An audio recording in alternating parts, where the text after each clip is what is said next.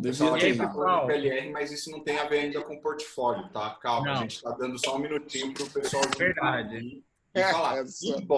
Embora, se fosse para falar de contratação, que é um assunto que a gente ainda vai falar, eu pensaria, porque hoje tem benefício de tudo que a gente... Você pode balançar uma árvore e cai benefício de alguma coisa. A galera está lutando fortemente para te dar um benefício um pouquinho diferenciado, assim.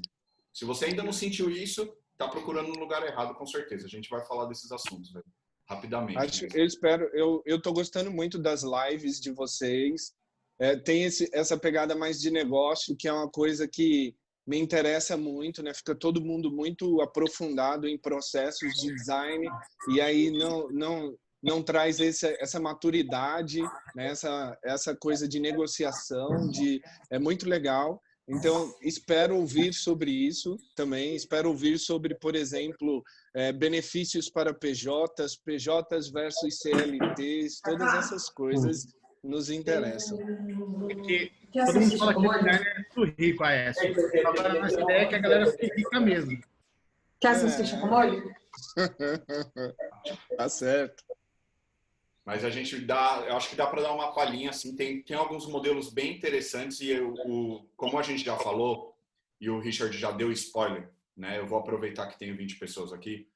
No dia 21 a gente apresenta para vocês um modelo de curso bem diferente, porque a gente ainda está com alguns detalhes bem específicos para fechar, não é nada não pensado, pelo contrário, a gente pensou muito, está amadurecendo vários assuntos. A primeira turma é uma turma muito exclusiva para a gente, porque do mesmo jeito que esse grupo se mantém e a gente está aqui tentando manter uma dinâmica produtiva para todo mundo no grupo, nessas lives falando de assuntos que são relevantes, ou pelo menos a gente mapeou como relevante para agora. O curso, a gente também quer montar um formato que seja mais cooperativo e menos guru, né? A gente não tem muito essa ideia de guru, por isso que a gente selecionou algumas pessoas para participarem do curso como ouvintes e como palestrantes, então vão dar outras visões para vocês, inclusive de montagem de time, contratos e uma série de outros assuntos que a gente aborda depois.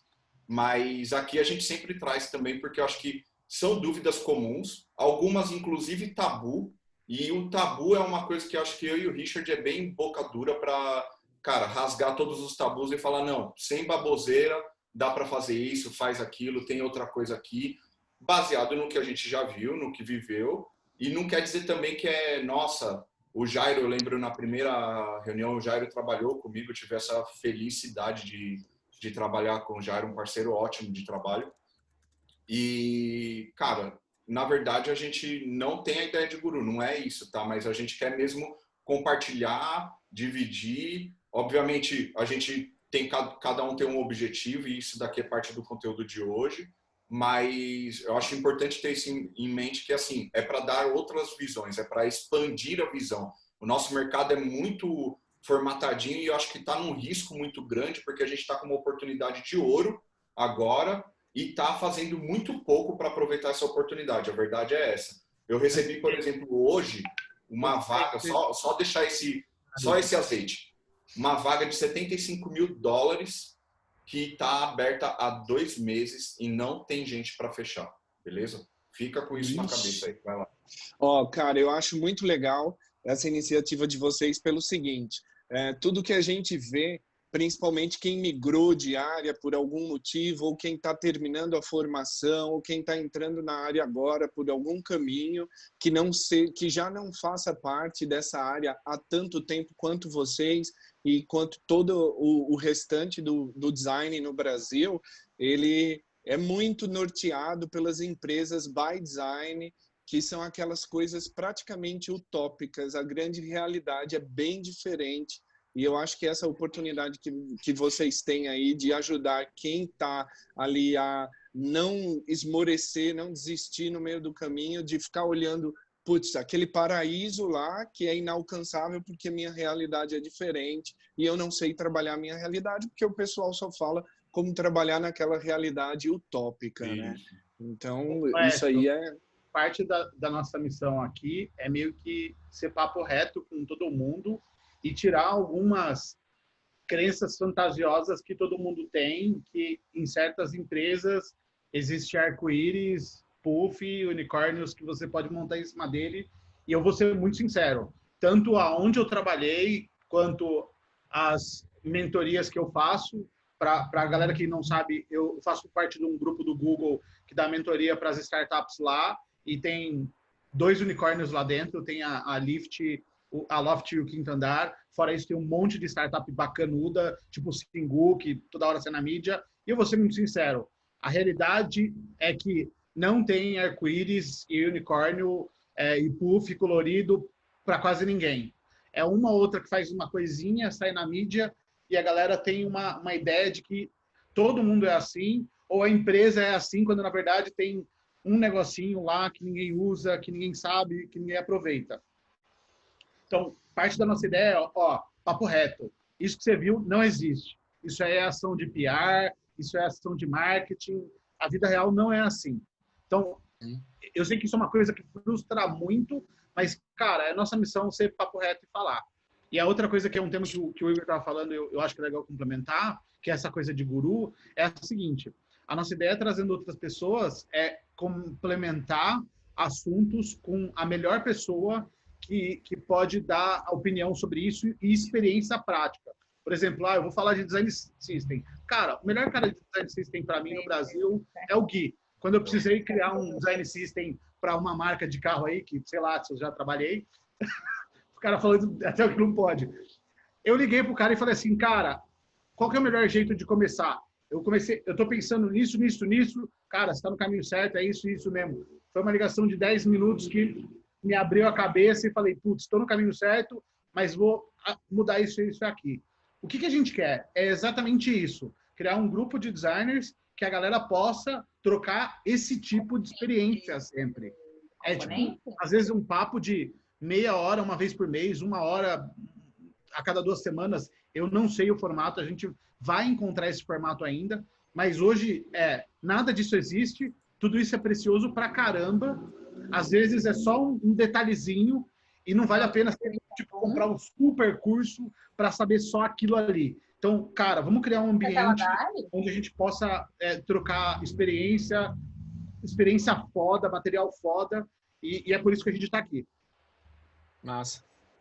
Vamos começar aqui, eu acho que já deu 10 minutos aí, em respeito a todo mundo que entrou. Gente, brigadão aí pela participação. A gente fica muito feliz de estar todo mundo online. E aí eu já vou quebrar um dos tabus que foi o comecinho da nossa conversa lá atrás, na primeira live, e que eu lembro que todo mundo ficou meio tipo, a hora que falou. A verdade, precisa de portfólio em 2020. Portfólio que eu falo é aquele portfólio tradicional do designer. Antes era pastinha, tá? Isso entrega um pouco da minha idade e dos meus cabelos brancos aqui, não é luzes. Mas aquela pastinha que você colocava embaixo do braço, levava na agência com umas peças fodas, assim, tipo, visualmente incríveis, ou com uma ideia muito fora da caixinha também, e que eu olhava e falava, porra, por que Tostines ainda não teve essa ideia e não colocou em prática e não sei o que lá. E a verdade que eu vejo hoje, tem até um vídeo que o Bruno está ajudando a gente na edição, e depois deve soltar aqui, e ele é um dos meus convidados, o Rodrigo Lima, hoje gestor da Leroy Merlin, que é um time que está expandindo, contratando gente pra caramba, tem mais de 30 vagas abertas lá. Sobre contratação, cara, portfólio não é a coisa mais importante, infelizmente, ou felizmente, tá? Aí fica para cada um. E nesse ponto, eu vou bater já 2 teclas, eu vou dar um espaço para o Richard. A gente hoje separou algumas coisinhas, porque eu acho que são importantes para lembrar, e como a gente fez das outras vezes, a gente solta de maneira informal lá no grupo, é coisa que a gente quer compartilhar, ser questionado, modelar, modificar, tá? Fica à vontade, é para isso mesmo. Mas portfólio, aquela pastinha embaixo do braço, bicho, pouquíssimas pessoas usam um portfólio desse hoje em dia, e principalmente quando a gente fala para aquele range que está estourando os 15 conto, por exemplo, de vaga, 15, 18. 19 conto de vaga tradicional, né? A vaga que você vai ficar registrado e trabalhar no horário lá comum da empresa. Não, esse portfólio ele já não é mais útil nesses casos, tá? E aí, antes de, puta, mas acabei de fazer um curso de portfólio, não, calma. Tudo tem o seu momento, mas o portfólio tradicional, ele tá morto faz um tempo e, inclusive, ele é motivo, às vezes, até de desconfiar. Às vezes ele fala mais mal da sua pessoa do que bem, embora você fez uma peça impecável, ok? Tem um outro lugar que pede e a gente vai entrar nesses detalhes a seguir. Mas a primeira coisa que eu acho que precisa abrir a cabeça, se não é o portfólio, o que é? Né? O Richard tem uma opinião também sobre portfólio, mas os recrutadores ultimamente estão desviando bastante. E o problema, a maioria dos recrutadores não sabe avaliar um portfólio. Tá? Vai lá, Richard. Eu nunca tive portfólio, pelo menos não Behance, Dribbble, essas coisas. Eu acho legal, eu sempre tive inveja daqueles caras que tinham aqueles Behance que caía as coisas em paralaxe e tal. Eu achava mó legal de os caras terem isso, via um monte de like, um monte de comentário lá, mas a verdade é que eu nunca precisei. Algumas pessoas me pediram e eu falava, cara, não tenho, vamos bater um papo, posso te mandar esse link de um projeto que eu fiz. Depois de muito tempo eu fiz um PDF e meu PDF tinha 4 coisas, e essas 4 coisas era exatamente o que tinha num post que eu fiz lá no Instagram, que depois eu coloquei no LinkedIn, que deu quase 60 mil visualizações, e não era nada demais, era uma estrutura simples dizendo qual era o desafio que tinha, qual foi o método para a gente resolver isso aí, quantas pessoas foram impactadas e qual foi o resultado alcançado. Só.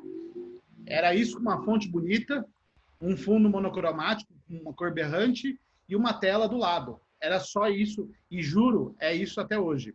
Uhum.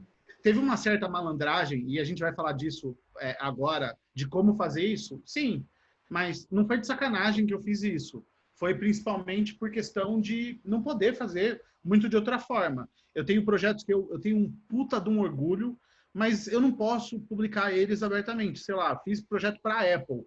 Cara, foi meu sonho de vida, dá vontade de tatuar na testa a figurinha da Apple, tipo, fiz projeto para a Apple, fiz projeto para a Apple. Mas não podia. Então eu tive que colocar aquilo ali num PDF com um único slide falando o que aconteceu e de forma bem discreta mostrando um wire e acabou. E era isso, não podia ir além disso. Então eu fiquei vendo, cara, por que toda essa hype nisso? Será que eu sou exceção? E aí eu comecei a conversar com vários designers que, tipo, estavam mais seniors no mercado e caras que estavam até acima de mim. Troquei ideia com o próprio Fabrício Teixeira, eu olhei o portfólio dele, que também não era nada um absurdo de coisa. E aí, batendo um papo com a galera que era designer e se sentia mal porque não tinha um super portfólio, porque a galera cria uma expectativa meio que irreal daqueles portfólios que saem toda semana ou todo mês, né? Tipo, melhor portfólio do mês que saiu aqui no ux.cc, ou melhor portfólio que saiu aqui no site X. Todo mundo olha aquilo lindo, maravilhoso e fala, meu, esse cara gastou uma fortuna, contratou 3 devs, 5 produtor musical e fez esse negócio. Nunca vou fazer igual.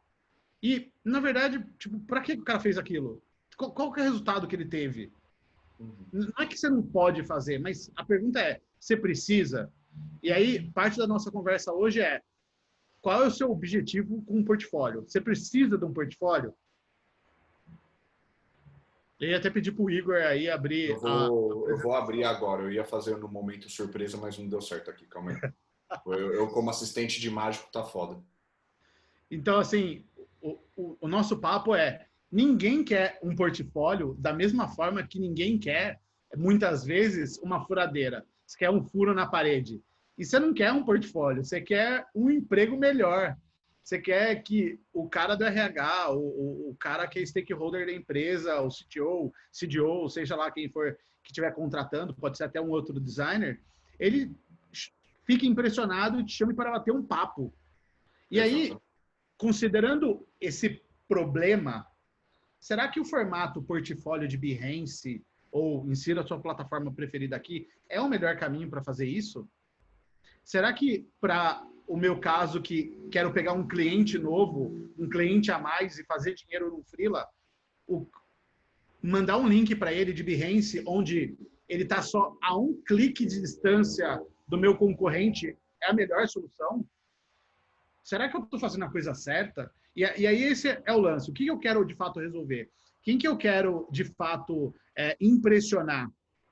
E com essa coisa na cabeça é que a gente fez esse material e trouxe essa estrutura de hoje. Igor. Porque daí aí entra o outro ponto, né? Tipo, você também não quer o portfólio simplesmente para mostrar, publicar, ganhar lá louros e seus amigos comentarem, acharem legal e etc. Porque quem está próximo, quem faz parte da sua rede, te conhece e te contrataria provavelmente por outro motivo, não por causa de um trabalho específico que você fez. A pessoa te conhece tão bem que ela sabe, cara, eu posso contar com essa pessoa. Ele é um bom parceiro de trabalho. Ele me ajuda para conseguir fazer uma entrega melhor no dia a dia. Mas não quer dizer que, por causa de um projeto que saiu perfeito, vamos dizer assim, perfeito é difícil, mas que saiu pelo menos o mais próximo do que a gente considera perfeito, eu vou contratar. Não, é muito pelo contrário, é por todos os outros valores que estão em volta daquilo. Então, na verdade, você está buscando se posicionar enquanto valor. É engraçado que o Richard falou do Fabrício Teixeira, acho que a maioria de vocês conhece aqui no canal, e eu também conversei com ele em outros momentos, bastante tempo, quando estava em agência ainda, e a conversa que teve cara, vamos tomar um lanche, vamos fazer um almoço aqui. Eu falei, vamos almoçar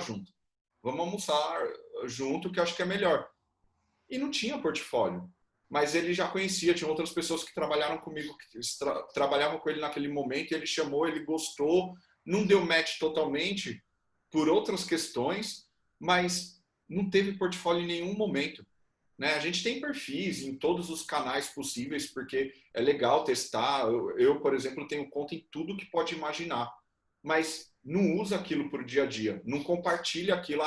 Não, em vez de portfólio, deixa eu te mandar um PDF com algumas coisas mais atuais.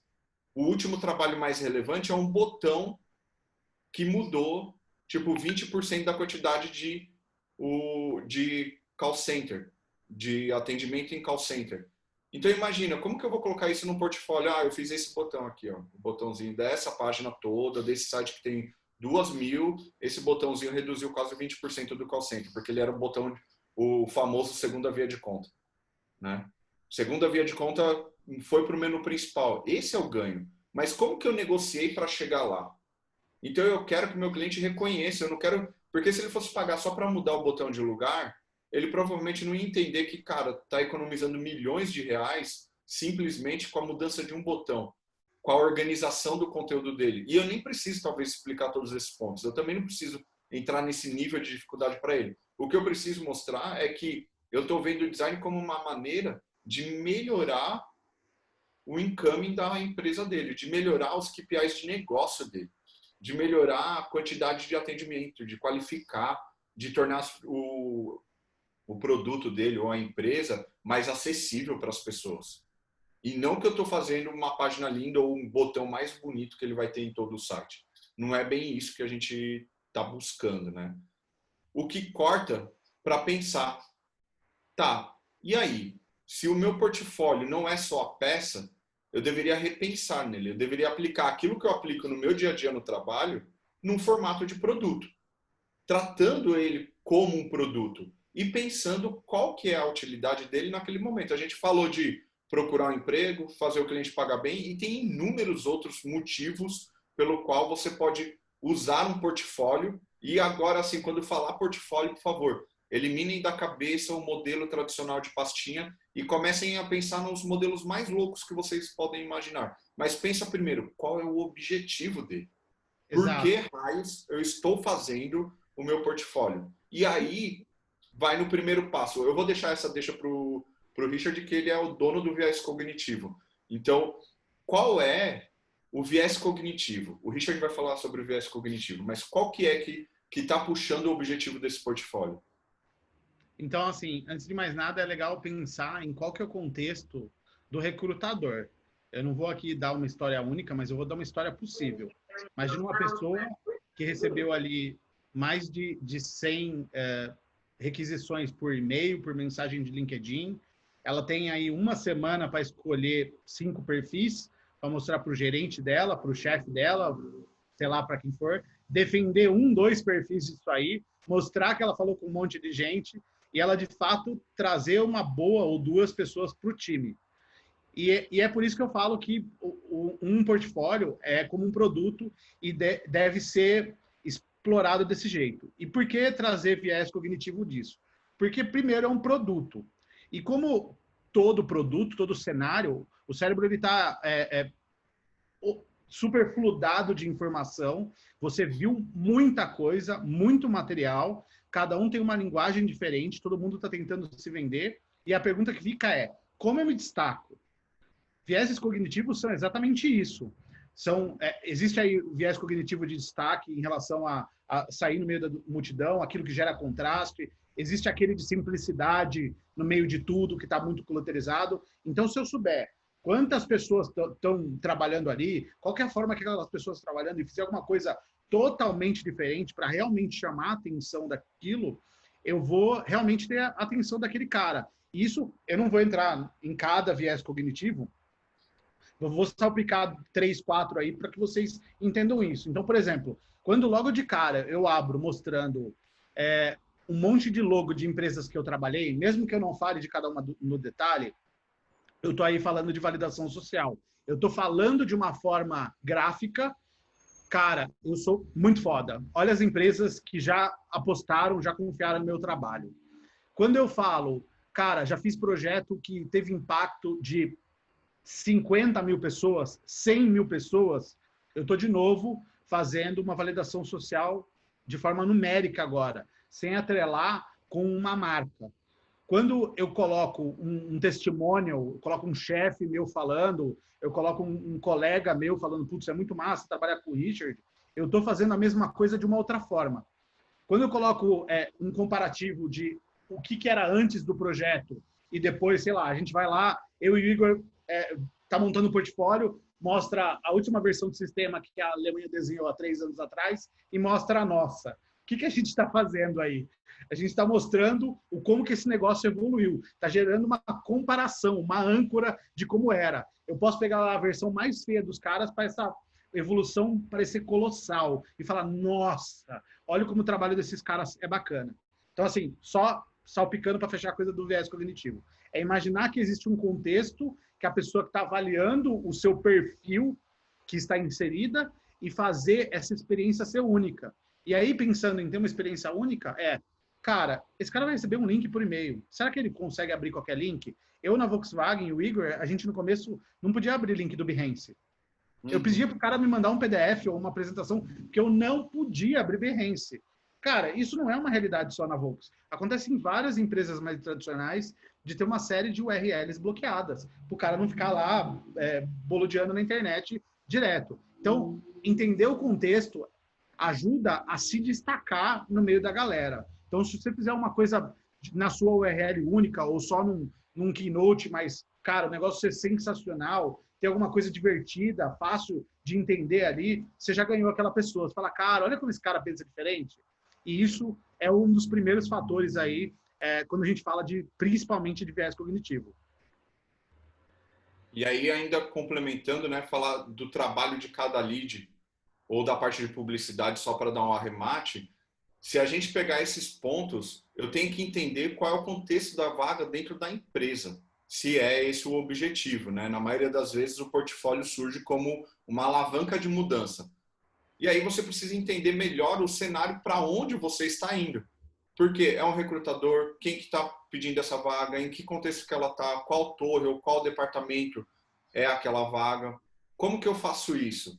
Essa é a parte de trabalhar os leads, de tentar falar diretamente com ele, de dar atenção, de entender o contexto daquela empresa. Como o Richard falou, não só limitação tecnológica, mas também qual é o tipo de resultado que normalmente aquela empresa se posiciona ou procura dentro dos seus funcionários. Por quê? Cada empresa, a gente já falou aqui de mercados de UX, por exemplo, cada tipo de mercado só digital, se eu falasse, por exemplo, de lojas online, aplicativos, empresas que criam software as a service, né, ou SaaS, e por aí tem mais um monte, eu tenho uma necessidade diferente. E aí eu ainda tenho a maturidade da empresa. Então é importante ver para onde você está colocando para ver se dá match, né? A maneira que você apresenta o seu trabalho, ele consegue entender que aquilo entra no conteúdo, para daí começar a fazer publicidade e daí lapidar as peças ou o conteúdo que você achar relevante para aquele público. Pensando nisso, a gente trouxe um negócio que não é muito de design, tá? Tem um pouco mais a ver com RH, mas usamos muito para tentar entender onde que aquela pessoa está, qual é o momento, por que ela está entrando, por que ela está pedindo para entrar em uma determinada empresa, o que está acontecendo na vida dela. Para ela é claro aquilo, só que do mesmo jeito que eu pergunto para a pessoa, eu espero que ela também saiba. E hoje, essas 5 frentes são uma incógnita para vários profissionais. E é normal, porque muitas pessoas nunca pararam para pensar. A gente sai de um curso, de uma faculdade, de uma pós-graduação, fazendo o quê? Habilidade técnica, habilidade técnica, habilidade técnica, habilidade técnica. No máximo, com objetivo financeiro e um pouquinho de rede de contatos, que é o pessoal que está dentro daquela turma. Que muitas vezes, na verdade, você fica com 2 pessoas dali, você não fica com a sala toda. É muito difícil, né, de lembrar de todo mundo. Eu, por exemplo, estudei e já dei aula para mais de 3.000 alunos. Então, se eu colocar todo mundo na conta, poxa, não dá para lembrar de nome. Eu lembro, às vezes, de rosto. Eu tenho uma boa lembrança de rosto de quase todo mundo, mas ainda assim é difícil de lembrar todos os contextos. E aqui é um pouco de como você se percebe. Essa ferramenta, ela serve para os dois. Então, enquanto recrutador, eu quero ver se a cultura da minha empresa dá match com esses 5 pontos para essa pessoa. Eu, como recrutador, vou avaliar isso quando eu fizer as perguntas e você me responder. Mas eu quero ir antes. Como profissional, se você consegue se enquadrar e ter uma visão melhor sobre isso. Essa ferramenta é muito comum utilizada em processos de coach, porque normalmente você preenche e pede para 2 ou 3 pares seus preencherem em referência a você. E aí você vai ter uma média, porque a gente normalmente tem uma autocrítica muito grande sobre vários desses pontos. Qualidade de vida, objetivo financeiro, a grama do vizinho é sempre mais verde, né? Rede de contatos, etc. E às vezes tem um cara que é muito seu amigo, trabalha, é um perfil de profissional que você admira, etc. Ele tem uma outra visão sobre você, que é o que você realmente está vendendo. É o que algum recrutador um pouco mais inteligente vai avaliar na hora de encaixar. Eu vou dar um exemplo. Imagina que eu estou num contexto de empresa onde o ritmo de trabalho é forte, a gente faz várias horas por dia, às vezes finais de semana, e o nível de cobrança, de exigência também é alto. Então é um local de muita pressão. A gente sabe que aquilo é por um tempo, tá todo mundo dentro da empresa já comprou essa ideia e quer seguir adiante. Agora eu vou trazer para cá alguém que está colocando que o nível de qualidade de vida dele está lá em cima. Faz sentido para aquele perfil? Ou para alguém que tem uma habilidade comportamental baixa? Eu, durante a entrevista, classifiquei ele como uma habilidade comportamental baixa. Cara, qual é a chance de eu quebrar essa pessoa durante o processo de trabalho? É enorme. E não é saudável. A gente não contrata ninguém para quebrar o cara e falar, tira e coloca outro. Isso daí é irreal. Eu estou perdendo tempo. Né? Tipo, eu estou gastando dinheiro, perdendo tempo e, pior, estou manchando o nome da empresa. Porque quantas outras pessoas vão querer trabalhar naquele lugar depois de ser quebrado? Tem várias empresas no mercado que tem fama de ser moedor de carne. Tem pessoas que... E fora que, pelo próprio contexto da empresa, isso é péssimo. Porque é muito caro contratar um funcionário, treinar ele, fazer ele ter aquele onboarding, que é aquele tempo que ele produz pouco e está buscando aprender ainda como se trabalha naquela empresa, como funciona o negócio ali, qual que é a cultura. E aí, só depois de uns 3 meses que ele começa a trabalhar de verdade. A realmente sorte, né? Porque tem empresa que 3 meses você não tem nem computador. Sim, isso pode acontecer, inclusive. Mas isso é para pensar. Desculpa, é que o Richard ele não conseguiu se segurar aqui. É quase que um stand-up, né? Mas é que assim tem muitas empresas que tipo para você pedir um bloco de nota para o cara leva um tempo. E as vagas não são planejadas dessa maneira. Então, tem que entender esse contexto também. Cara, é um cara que está trabalhando a milhão. Se ele entrar aqui, e a gente é um pouco devagar, e você tem consciência disso, qual é a chance dele ficar? Vai lá, Richard. Então, e o ponto é exatamente esse. Imagina que demora bastante para o cara entrar no jogo, ele começar a trabalhar de fato a 100% dele, do potencial ali, e aí, de repente, ele encontra uma situação que é totalmente desfavorável e vai embora no quarto, quinto mês. E aí, o que acontece? A empresa teve também um prejuízo gigantesco. Não é só o cara que ficou full pistola e vai falar mal da empresa para os colegas. Isso vai acontecer. Mas, além disso, essa empresa também teve um prejuízo gigantesco. Imagina que o cara saiu tão full pistola que ele deixou um projeto pela metade. Isso não é incomum. O cara tá pé da vida mesmo. Ele não tá nem aí que aquele projeto ficou daquele jeito. Ele vai embora, ele vai achar outra Às vezes vaga. o cara leva conhecimento com ele para empresas com tamanho menor, ou às vezes nem tão pequenas assim, mas é muito comum ter poucos profissionais de uma determinada frente de trabalho, né? Eu tenho designers, desenvolvedores front-end, teste, gerente de projeto. Aí imagina, vamos pegar gerente de projeto como exemplo. Eu coloco lá um gerente de projeto que não é um gerente de pessoas. Ele só está organizando o projeto, tá? O contexto de agência é muito parecido com isso e de fábrica de software também. E aí, eu peguei esse cara, coloquei, levou 3 meses, ele realmente se encaixou agora e começou a trabalhar 100% como o Richard colocou. E aí, cara, a gente está moendo, sacrificando e pressionando, e o ambiente está cada vez mais tóxico, cada vez pior. E o que aconteceu? O cara picou a mula e foi embora. E ele deixou outros 3 projetos. Eu posso perder a conta do meu cliente, eu vou perder a motivação do time, isso com certeza vai desmotivar o time, porque antes de sair, aconteceu alguma coisa ali que deixou ele pé da vida e ele compartilhou isso, é natural, nós somos seres humanos, né, seres sociais.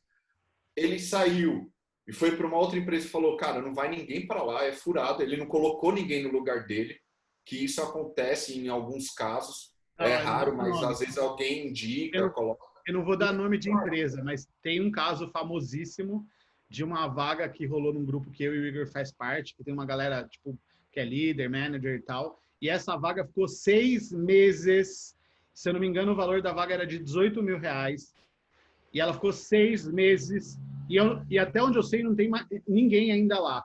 E todo mundo fala, não vai, é zica, é furada. E pra vocês terem uma ideia, é uma vaga de uma empresa conhecidíssima. Por isso você tem que ser competente para analisar o seu próprio perfil. É um processo que não é muito comum. Para quem já está acostumado, ótimo. Isso faz uma diferença enorme. E pensa que isso muda. Eu estou com uma filhinha recém-nascida, por exemplo. Cara, muitos desses fatores para mim mudaram drasticamente. Na minha percepção sobre a minha pessoa e os meus objetivos também. Porém, para os meus colegas, mudaram poucas coisas. Pelo contrário, para eles, só um ou outro ponto moveu e às vezes nem o suficiente para reconsiderar, tá?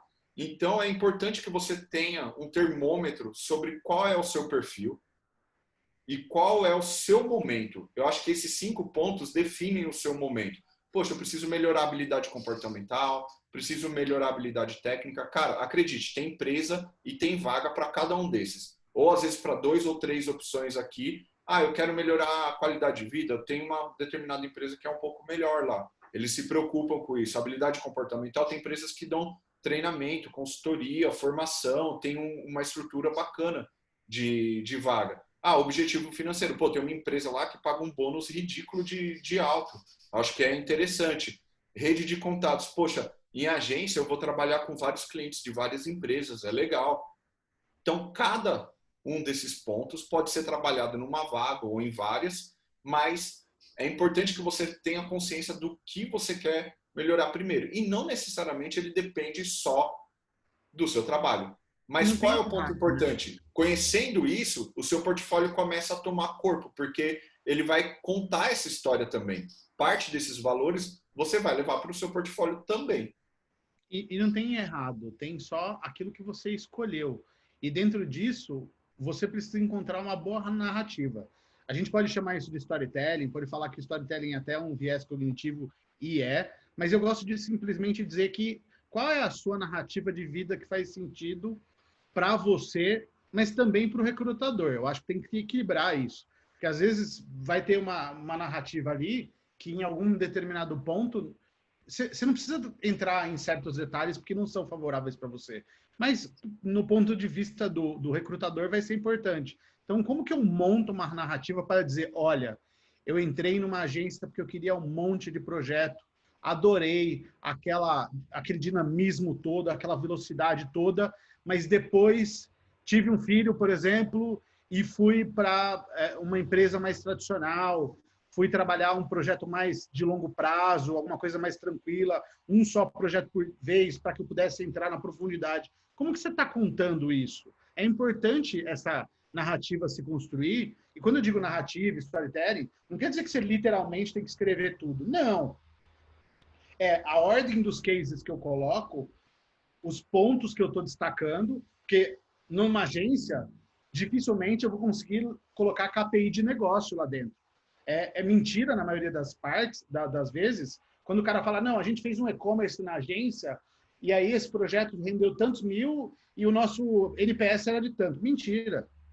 A maioria das agências não fica em cima dos KPIs de negócio, fica em cima só dos grandes números de mídia e as grandes campanhas. Agora, pô, você entrou numa startup, você entrou numa empresa tradicional, cara, você sabe qual que é o market share daquele negócio, você sabe que, de fato, quantos milhares ou milhões de reais são impactados ali diariamente, semanalmente, enfim, e aí você constrói isso de uma forma que seja fácil de entender, que faça sentido.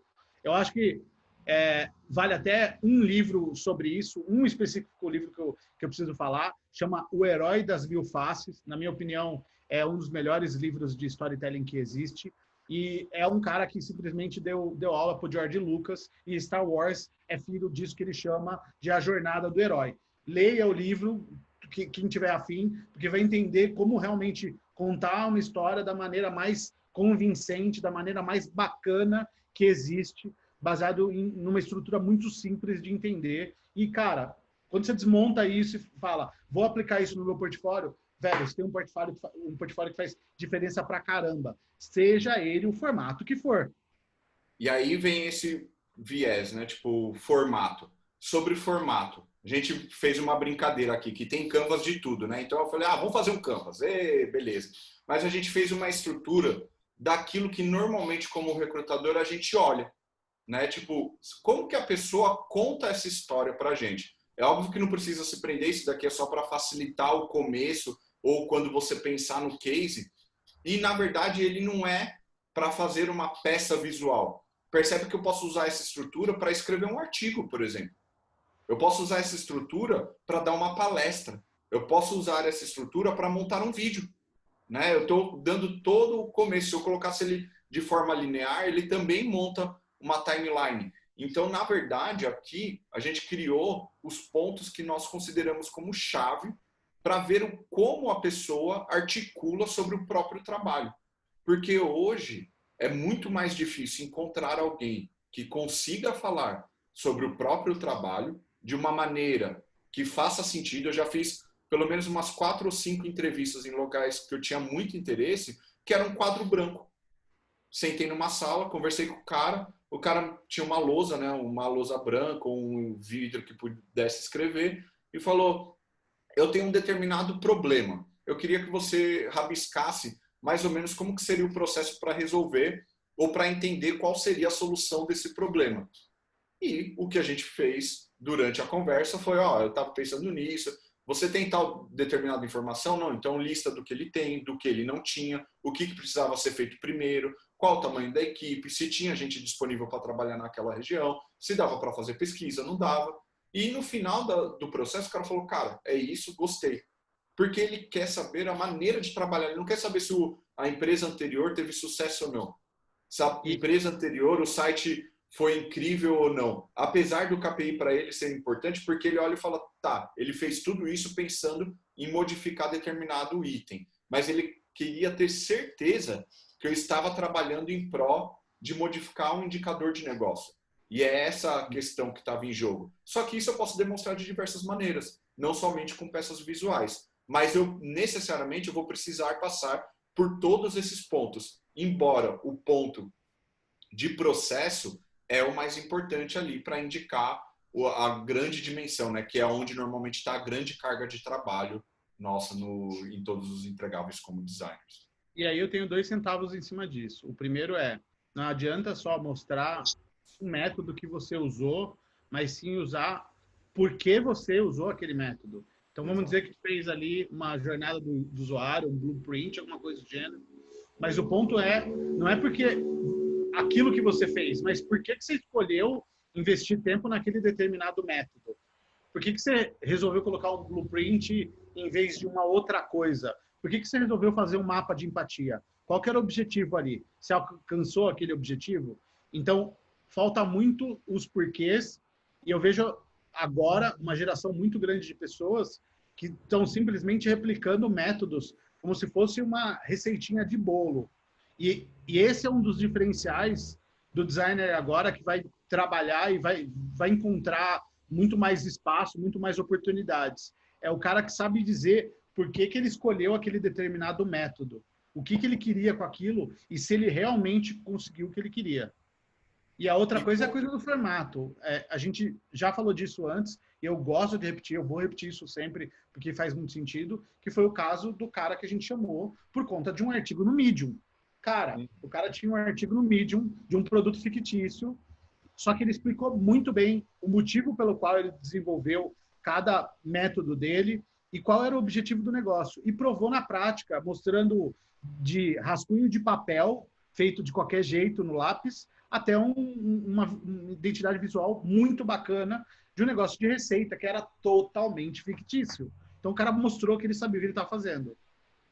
E a capacidade, né? Muitas vezes, na maneira que a pessoa conversa, ou ela articula sobre todo o processo e qual foram as atitudes que ela tomou ao longo desse processo, fica muito claro se ele consegue fracionar o trabalho, se ele consegue ter uma dimensão de tempo e esforço adequada para o tipo de projeto que ele estava realizando, se ele entende que parte do processo pode ser que não é com ele, é com outras áreas e como que ele comunicou isso, e quando ele comunicou com outras áreas, qual foi o trade-off, o que ele aprendeu, o que ele teve que negociar, como que ele lidou com uma situação que muitas vezes está infringindo no trabalho de outra pessoa. Né? No final do dia, a gente não entrega nada. Como designer, é legal falar que entregou, que tem um monte de coisa, mas no final do dia a gente não entrega nada. Quem ainda vai passar numa esteira de produção gigantesca, vai ter que produzir. No nosso caso, tem um produto físico, né, no final. É bem complexo, mas quando a gente fala de interface digital,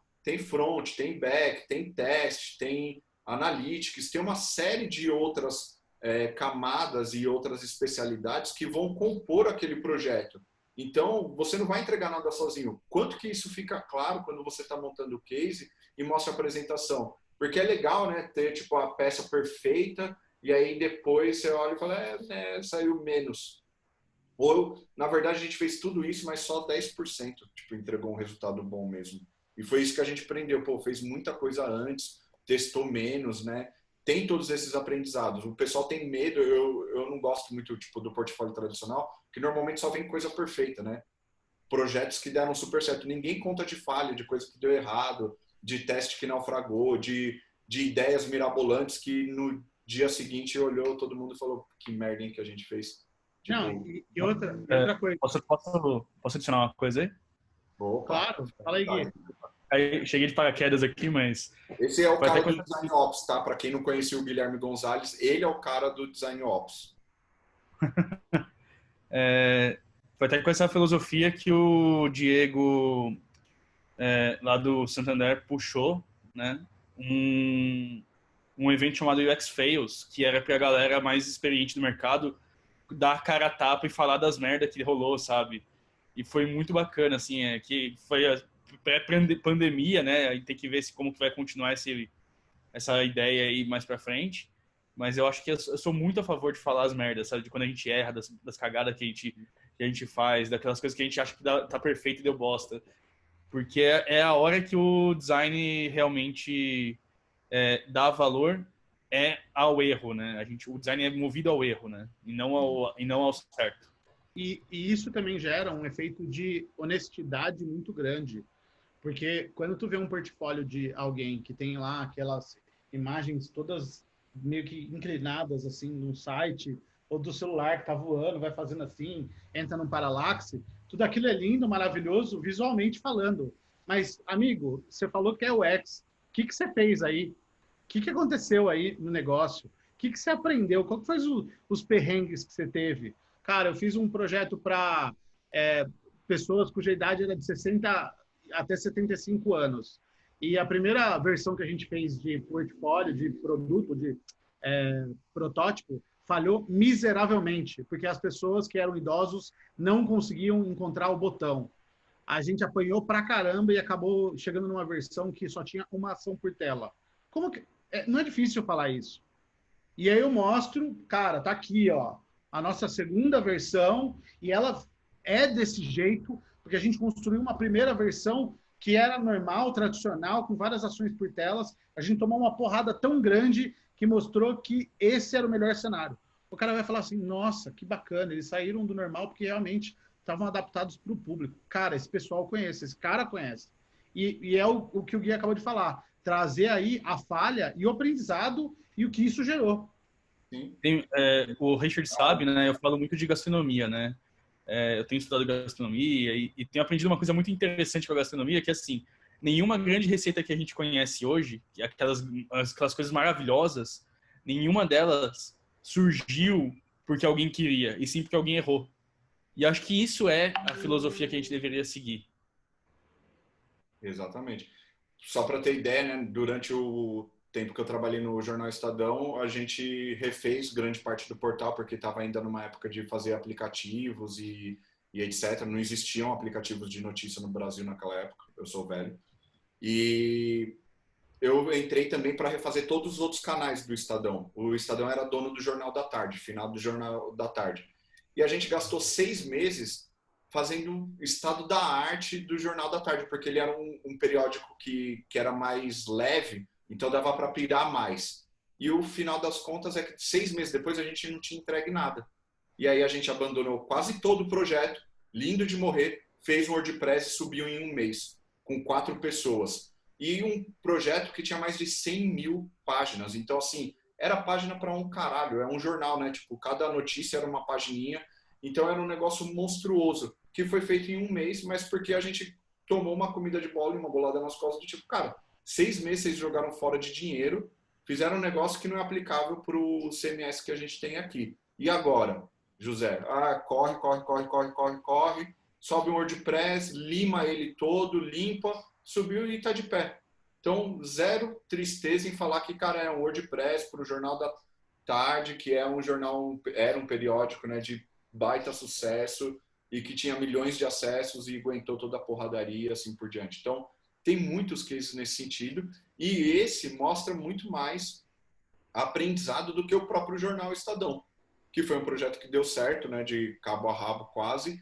Ele teve alguns pitfalls no meio, mas pequenos comparado com esse do Jornal da Tarde, só que tá legal, ele foi planejado, executado, entregue de uma maneira ok. O Jornal da Tarde tem um case bacana para contar, algo que prende a pessoa na cadeira do tipo, caralho, jogou tudo isso de dinheiro fora, puta, velho, tinha uma equipe enorme, um monte de gente parada, trabalhando, e de repente começou a parar o editorial do Jornal da Tarde. Aí deu merda, aí deu ruim, entendeu? E aí todo mundo se mexeu para ter uma solução muito mais curta, começando com algo muito, muito simplificado. Isso também vai... Acho que isso vai vir do princípio até do Lean, né? Que é o que a gente deveria seguir. Encurtar os projetos e fazer ganhos pequenos para entregar algo de valor e não querer ficar ali 6 meses fazendo um projeto e entregar algo que no fim das contas perdeu o seu contexto de mercado, né? Exato. E aí, pensando nisso, a gente montou essa estrutura do portfólio, né, recapitulando, como um primeiro passo para você começar a organizar a informação na sua cabeça, mas não o formato visual dele, mas só o que você precisa contar, o que seria legal de ter. E, em alguns casos, como foi esse que eu acabei de contar do Jornal da Tarde, o aprendizado é mais importante, porque o processo dele é o processo de estruturação de um grande portal digital, não é tão diferente. Se você for em 3 ou 4 grandes players do mercado, a maioria usou o mesmo processo. um dos diretores, ele tinha fundado o UOL fazia pouco tempo. Então, é uma fórmula que estava sendo reutilizada, mas precisou ser adaptada. E essa adaptação que é o que a gente conta quando o projeto, tá? Passando, aí a gente volta para esse gráfico. A gente já viu ele uma vez, né? Mas quando pensa em portfólio, também tem essa questão. O seu produto ainda não foi contado e você está num momento um pouquinho anterior. Quer continuar, Richard? Você adora esse gráfico? Pode. Pior que adoro, cara. Porque tem um motivo porque eu gosto tanto desse gráfico, que é ele mostra como que o produto é pequeno no meio do todo. Tem o cara que é designer visual e sim, ele pode e deve se preocupar com um botão, um ícone, um pequeno elemento. Mas se a gente está querendo entrar na experiência, se a gente está tentando entrar no negócio, é obrigatório que a gente entenda e visualize o todo. E o todo não é o produto. O produto é muito menor que a jornada e a jornada também não é o todo. Essa coisa que é chamada pelo Don Norman aí de sistema sociotecnológico ou simplesmente o mercado, colocado de uma forma mais fácil, é o que é de fato o nosso problema. Quer dizer, o produto continua sendo produto durante a pandemia, mas muda totalmente o contexto de negócio. Ou, por acaso, você vai manter suas mesmas métricas e KPIs no meio da pandemia. Eu vou lá, cara, a gente tem que vender a mesma coisa durante a pandemia. Não existe isso. Mudou o mercado, mudou todo o contexto mundial. Então, aí, é por isso que eu falo. Desculpa. Não, vai lá. E é por isso que eu falo, não dá para manter a mentalidade sempre. Porque o produto pode ficar imutável, pode não aparecer nada no produto, mas o contexto vai mudar. Então, imagina, iFood, 2 semanas atrás, no meio de todo esse caos, começou a rolar uma greve dos entregadores. Cara, qualquer coisa que eles tivessem ali, estivessem feito, promoção, push notification, o efeito poderia ser diferente. Então, não dava mais para pensar produto, caixinha, interface, funcionalidade. Eu tenho um mercado em volta de tudo isso, eu tenho que pensar de forma holística, de forma global, e qual que é o impacto do que eu fizer agora em cima disso. A Rockstar, nesse exato momento, falou, vamos adiar o lançamento do GTA, que no PlayStation 4, para sair só no PlayStation 5, porque a gente entende que durante o caos, durante o BLM, durante tudo isso que está acontecendo, um lançamento de um jogo que tem um viés de vamos matar a polícia, vamos cometer crime, vai ser catastrófico agora.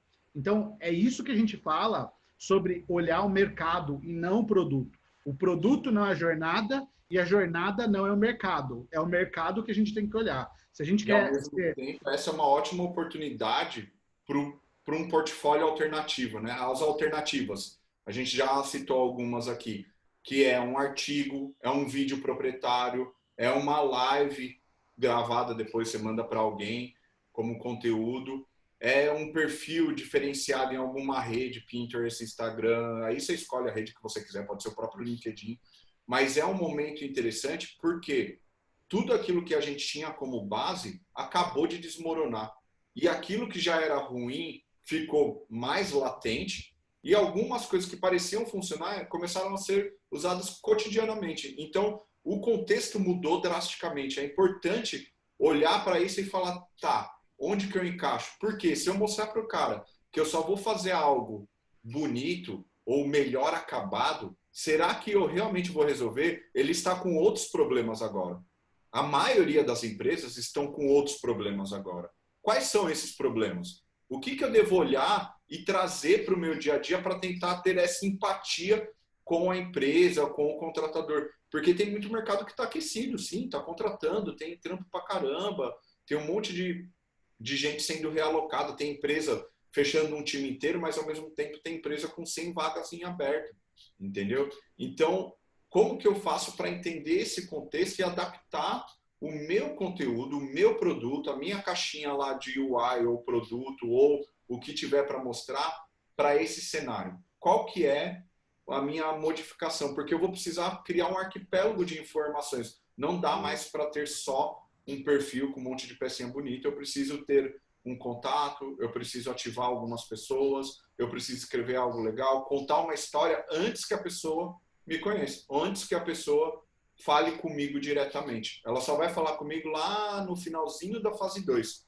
Antes disso, rolou todo o contexto. Ele está preocupado porque o mundo, entre aspas, né, não é uma visão catastrófica, mas o mundo está numa velocidade de mudança bizarra de rápida agora.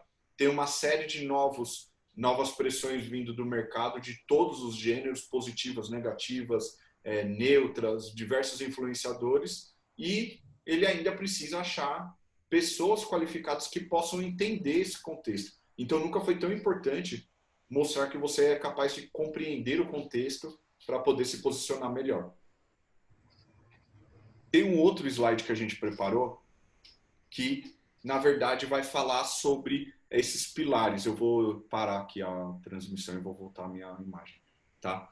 Que são essas opções alternativas, né? Na verdade, a gente não fez o slide, mas as opções alternativas de portfólio. Qual que é o viés de cada um deles? Como que eu conto a história através de um vídeo, através de uma palestra, através de um post em uma rede social ou uma sequência de posts, às vezes é legal, ou de uma outra forma. Pode ser, por exemplo, um vídeo, uma crítica em cima de algum produto que já existe. Tem muitas formas diferentes de começar. Todas elas livres para a gente poder fazer do jeito que bem entender. Nunca teve tanto tempo disponível para a gente poder produzir um conteúdo que represente a gente da melhor forma. Correto? E aí, assim, só puxando um gancho criativo no que o Igor acabou de falar, tem um produto famoso nos Estados Unidos chamado Ask Me Video, e que ele é basicamente um chatbot que funciona por vídeo em formato meio celular da vida. E aí eu trago isso como uma provocação. Quantos portfólios vocês viram em vídeo? Quantos portfólios vocês viram que alguém explica exatamente o que ela faz e quais os projetos que ela teve? Só para ter ideia, a Azul... Outra provocação?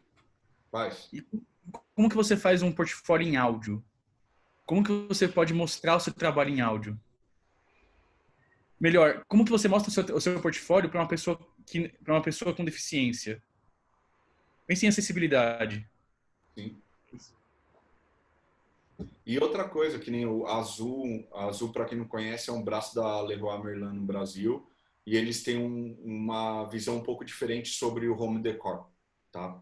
Resumindo assim de uma maneira bem porca. Desculpa se alguém da Azul estiver aqui e falar, eita, tá cagando o que a empresa faz. Mas estou resumindo de uma maneira bem simplista. Eles fizeram uma aplicação que deu o maior bafafá faz, acho que 1 ano e meio ou 2, se eu não me engano, pedindo que as pessoas só mandassem um link. Para quem já assistiu Um Senhor Estagiário, e sim, eu assisto vários tipos de filme, todos eles, ele faz uma aplicação em vídeo, onde ele faz um vídeo de tipo 5 minutinhos se apresentando de uma maneira muito straight to the point, né? Bem focada.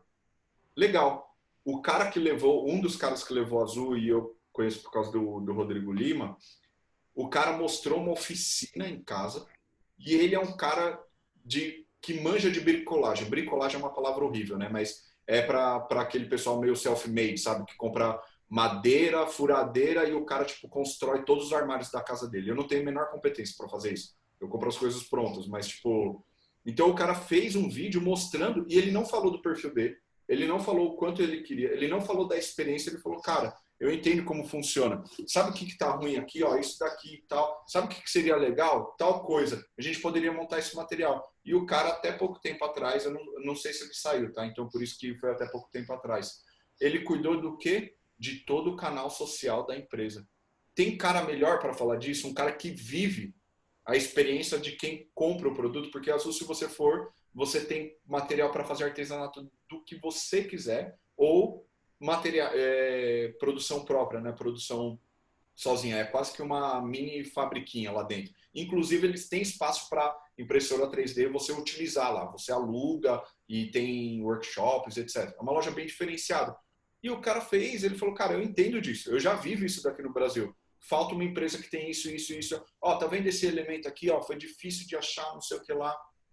Quantos designers você já viu se apresentar dessa maneira? Falando, por exemplo, sobre um carrinho de compras, né? Falando para um e-commerce, no caso, ou falando sobre a dificuldade de baixar um aplicativo.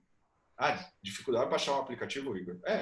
Para bicicleta, como que eu faço para baixar o aplicativo? Eu estou no meio da rua, num lugar que tem assalto pra caramba, com um celular de mais de R$ 3.000 na mão e usando o 3G, 4G, que é uma merda. Né? No Brasil, infelizmente, ele não corresponde. Baixando, qual é o tamanho do meu aplicativo? Será que se eu fizer um aplicativo de meio giga faz diferença? Ou um aplicativo de menos de 100 megas faz diferença? Qual é o tamanho correto para aquilo ali? Como que eu vou fazer para a pessoa baixar mais rápido? Então, são perguntas para responder e que dava para utilizar outros formatos. Eu não precisava ter um portfólio com peças visuais para isso. Tem um designer que eu não lembro o nome dele, eu estava até procurando agora, e ele é asiático e, se eu não me engano, foi em 2015 que ele fez um redesign do Surface, da experiência do Surface. E graças a uma quantidade absurda de retweets e blogs que falaram do cara, a Microsoft chamou ele. Ele foi um dos heads de UX dentro do projeto do Surface. Depois ele saiu, foi para a Tesla e agora, se não me engano, ele está na Apple, ou ao contrário, ele estava na Apple e depois foi para a Tesla. Mas o ponto é, antes disso, ele nunca teve um emprego formal. Ele era freela até esse dia. O cara ele tem um olhar incrível. Depois eu mando o blog dele para vocês derem uma olhada, que agora ele escreve de forma menos frequente, mas o ponto é, ele fez exatamente isso. Ele pegou algo extremamente popular e desafiou. E eu vou ser malandro, gente, tem um viés aí. Você pegar alguma coisa extremamente popular, extremamente conhecida e desafiar aquilo que pode ser feito de uma forma melhor. Então, qual que é o produto, qual que é o serviço que vocês acreditam que poderia ser muito melhor? Sim. O Igor acabou de dar um exemplo ótimo. Como que eu baixo um app? Aliás, será que eu preciso de um app para desbloquear uma bicicleta dentro da Paulista? E é por isso que a gente questiona e fala, será que você precisa de um portfólio? Porque, no fundo, você não quer o portfólio. Pensa o seguinte, nos Estados Unidos eu usei um banco por SMS, velho. Só ótimo. SMS. Ótimo. Você não quer um portfólio, você quer um trampo novo, pode ser numa empresa ou pode ser um freela, e aí que as coisas mudam. E assim, puxando o exemplo que o Igor acabou de dar, em 2012 eu estava na Bolívia e eu vi uma senhora pagando 1/4 de frango, porque lá eles vendem frango 1/4, 2/4 desse jeito, e ela pagou o frango no SMS. Pelo crédito do celular dela. O celular dela era um feature phone, ou seja, aqueles celulares que não são smartphones, são só os telefones funcionais mesmo, e ela mandou um SMS para a loja aprovou com SMS e debitou o crédito dela, que ficava como se fosse uma carteira. Olha o ano, gente, isso fazem 8 anos atrás, e hoje a gente fala de pagamento via celular como se fosse algo absurdo. Então, o ponto é... Você quer saber uma coisa pior? Em 2012, eu fiquei em um hotel e eu literalmente cobrei no meu cartão de crédito a diária sem nem pegar o meu cartão de crédito. Simplesmente eu falei o número e o banco do cartão e eles buscaram meu CPF e conseguiram fazer o pagamento direto na máquina. Precisa de um app? Precisa de um app? Quanto você conhece do mercado que você quer entrar, né? Que às vezes a gente aplica para algo porque conhece, gosta, adora. O Richard, por exemplo, ele é um gearhead dos melhores exemplos. Ele tem um projeto bem legal, depois ele posta no grupo de carro. Mas quanto você conhece do mercado que você quer entrar? Da empresa onde ela está, né? No caso da Volkswagen, é uma montadora, legal. Quanto que você realmente conhece do produto? Para ter essa ideia, para ter essa sensibilidade de ir lá e falar, cara, esse twist aqui tem relevância. Isso daqui é importante para essas pessoas. E falar sobre aquilo e não necessariamente sobre as peças maravilhosas que você fez. Tá? Um case bem comum que eu acho que aqui todo mundo que tem Android já vivenciou é a CyanogenMod.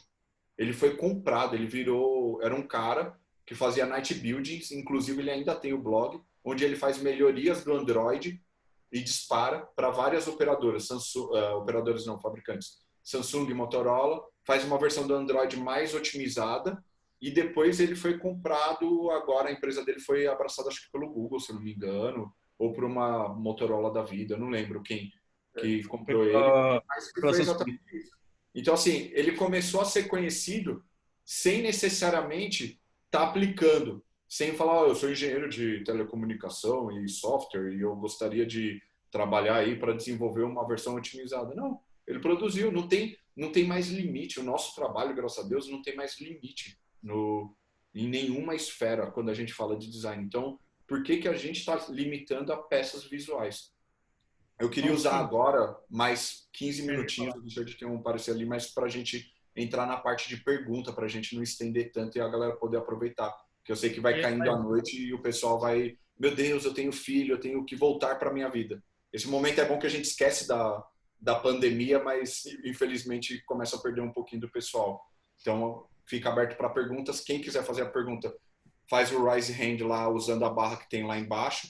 Tem participantes e chat, tem a opção de levantar a mão, tem um botãozinho ou a mãozinha, dependendo da plataforma que você usa. E aí a gente vai puxando por ordem aqui. Ok? Aberto, gente. Tá valendo já. Hoje tem uma galerinha aí. O Richard ia falar algum comentário e eu cortei. Não, eu ia falar para a gente abrir para pergunta mesmo. O pessoal bater em cima. Pessoal, vocês vão... Boa noite. Vocês, dentro do curso, vai ser aberto mentoria para avaliar a questão de portfólio, performance, dentro da carreira profissional? Sim. Claro, Alessandro. A ideia é essa. A ideia é que a gente consiga trabalhar muito próximo de cada uma das pessoas.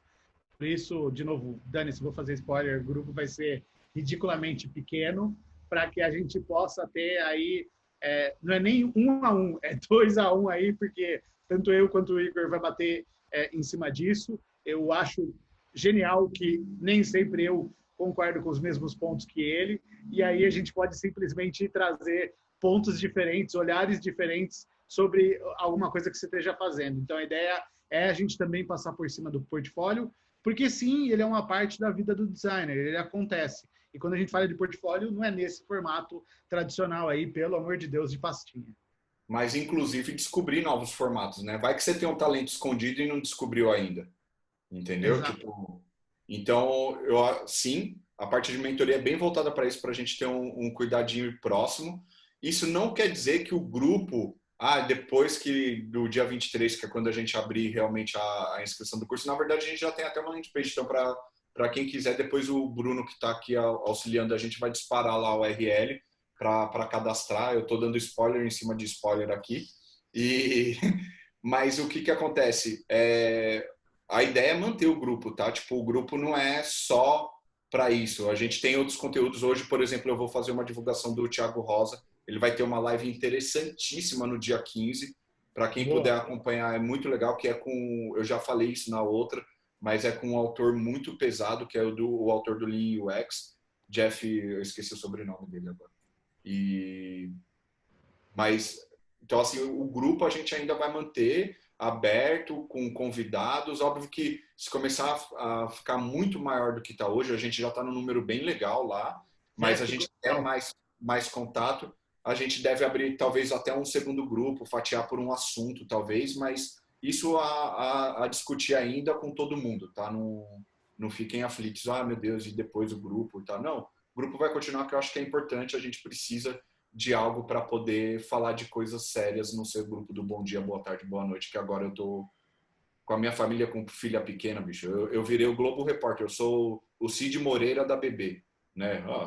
Como ela se alimenta, o que ela faz, como que foi a noite, como que foi o dia, como que foi a consulta. É terrível. Vamos lá, gente. Aproveitar que vocês estão gostando aí da spoiler, vou para as perguntas aí, porque já eles abrem a inscrição do curso amanhã. Já. Eu vou dar prioridade para todo mundo que está aqui na live, vou liberar o formulário de aplicação agora aqui, tá? Depois eu solto para o pessoal lá do grupo. Então, está aqui o link para vocês no chat, só copiar e colar no navegador. Existe uma aplicação para isso, se você quiser explicar, Richard, o motivo dessa aplicação. Seguinte, a nossa ideia é que nem todo mundo poderia fazer essa mentoria. Não porque a gente é cuzão ou nada do gênero, mas porque o nosso objetivo é trabalhar com as pessoas que realmente vão ter impacto positivo na vida. Então, se a gente examinar o questionário da pessoa, bater um papo e perceber que é um nível que precisa ainda de aprendizado, ou talvez não vai ter um impacto ótimo com a mentoria, a gente vai falar, cara, desculpa, em outro momento. Mas, de novo, não é de sacanagem, é porque o que a gente quer é fazer uma turma extremamente enxuta e que tenha muito resultado de verdade. Porque se não for para fazer isso, o que a gente está fazendo aqui? Então, primeiro, a gente está abandonando esse formato de tudo vídeo pronto e tudo mais, e a gente vai num formato bem mentoria, bem em cima mesmo, para tudo que é construído aqui, tipo, até esses slides, são coisas que eu e o Igor conversa, eu e o Igor faz entrevista com outros designers, entende os problemas, isso é fruto de outras mentorias passadas, que realmente a gente quer fazer um negócio, com perdão da palavra, do caralho. Então, quem a gente sentir que precisa de mais conteúdo ou precisa de mais maturidade na área para poder entrar nessa mentoria, a gente vai falar de forma bem direta, bem na boa mesmo, cara. Em outro momento. Indicar o caminho também, porque muitas vezes, eu estou muito. Vamos dizer que o perfil tá um pouco diferente do que a gente está mirando quando fala de mentoria. A gente, como o Richard falou, vai falar abertamente, a ideia não como que eu posso dizer assim, não é criar constrição para ninguém, pelo contrário, a gente quer dar um caminho daquilo que a gente acha relevante e outros cursos que são legais, tem vários materiais aí que dá para acessar e desenvolver. Então isso a gente faz de graça, não precisa pagar, né? É o caso das lives aqui, a gente manda e fala, cara, eu acho que ainda precisa dar um tweak aqui, aqui, aqui. Se você quiser falar desse assunto, eu acho que vale a pena. Se não, legal, vai lá e depois a gente volta a conversar. Numa boa, sem problema. Quer dizer que precisa sair do grupo? Não, é que nem eu falei, o grupo mantém, a gente vai manter conversa, fica aí, aprende. Tem um monte de gente postando coisa legal pra caramba lá. Sim, e eu tô bem cantando bem a bola de forma direta, quem que a gente já acredita que não faz sentido entrar nessa mentoria agora? Por exemplo, quem ainda não trabalha no mercado, quem totalmente é fora do design, sei lá, a pessoa trabalha com advocacia, contabilidade, alguma coisa do gênero, começou a ter contato com o X agora, mas, cara, ela ainda não trabalha na área. O nosso curso, nosso material, nossa mentoria é para quem trabalha, já é pleno, pelo menos, e tem aí alguma bagagem e quer dar um passo além. Então, para quem vai dar os primeiros passos, muito do que a gente vai falar talvez é muito lá na frente e não vai fazer tanto sentido. E pode desmotivar, né? Não é o... Exato. Exato. Então, assim, não é milagroso. A gente quer trabalhar com gente que a gente acredita que faz sentido. Até complementando, né? À vontade, manda o link, a gente, de boa, assim, de coração, a gente vai dar atenção. Como a gente falou, o número é muito pequeno de vagas para poder dar esse tipo de atenção, porque as nossas horas são limitadas, né? Nossos dias são constritos ali por poucas horas. Então, o número de pessoas é bem pequenininho para a gente poder dar atenção e fazer outras turmas, óbvio.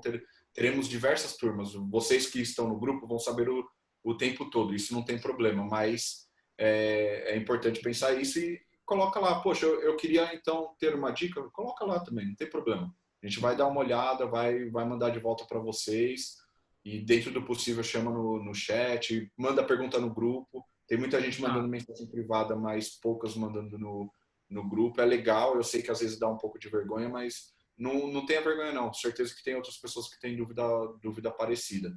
E até a gente às vezes coloca alguma coisa lá, né? Tem algumas coisas que a gente coloca para tipo, o pessoal levantar e falar, legal, ponto de vista. Boa. Agora, um outro motivo, só para finalizar, um outro motivo de ser bem limitado, né, bem fechado, é aquele pitadinha de mastermind que vocês estão colocando, né, nesse curso /mentoria, né? Onde as pessoas que estarão lá dentro se ajudarão entre elas também, né? Eles vão contribuir com o conhecimento que eles estão tendo no campo de batalha aí. Acho que isso é importante também ficar ressaltado aí. Ó, já que eu sou o rei do spoiler, eu vou dar mais um. Vou falar o nome, pelo menos, tá? Mas, por exemplo, uma das pessoas que a gente quer trazer é exatamente Headhunter, e é um networking monstruoso. Eu vou ser sincero, eu ligo para essa pessoa quando eu quero mudar de trampo. Na boa. Assim, falando muito abertamente. Quando eu quero mudar de trampo, quando eu estou de saco cheio, quando eu acho que é uma hora de mudar, eu não coloco nada no LinkedIn, eu não faço nada. Eu ligo para essa pessoa e falo, como está o mercado? Antes, é o meu primeiro passo, de verdade. E eu quero que vocês tenham esse acesso também, mas não só esse, eu quero que vocês tenham pelo menos uns 2, 3 números para daqui para frente, quando vocês quiserem mudar de emprego, quando vocês quiserem achar outra coisa, vocês vão fazer ligações. Falando sério, quando a gente fala que o portfólio é menos importante daqui para frente, é porque a gente está falando de networking, a gente está falando de contato. Então, quando você está numa vaga de lead, de gerente, de diretor de design, cara, ele não vai olhar seu portfólio, me desculpe. O que vai acontecer... Exato. O que vai acontecer é que você também não vai se aplicar para nenhuma vaga do LinkedIn. A verdade é que daqui para frente, o que vai acontecer é que você vai receber ou fazer uma ligação, ou mandar uma mensagem no WhatsApp de alguém. E aí você vai ligar para esse cara e vai falar assim, cara, como está o mercado? E ele vai falar, putz, vai agora, espera um pouquinho. Enfim, tem um negócio assim interessante para você. E é disso que a gente está falando, é desse câmbio, dessa mudança de carreira daqui para frente. E não ficar fazendo portfólio, colocar no LinkedIn e tal. Existe essa coisa de fazer um negócio diferente, ser conhecido, conseguir uns freela por conta disso, receber várias propostas por conta disso. Existe. Isso é legal, é bacana, é um karma positivo super. Mas o que a gente fala aqui daqui para frente, quanto mais sênior vocês forem, mais contato, mais networking e menos portfólio. Qual o número da conta bancária aí, cara, para fazer a transferência já? Manda o link lá, Alessandro. Não, tem que responder. É sério, é muito sério isso.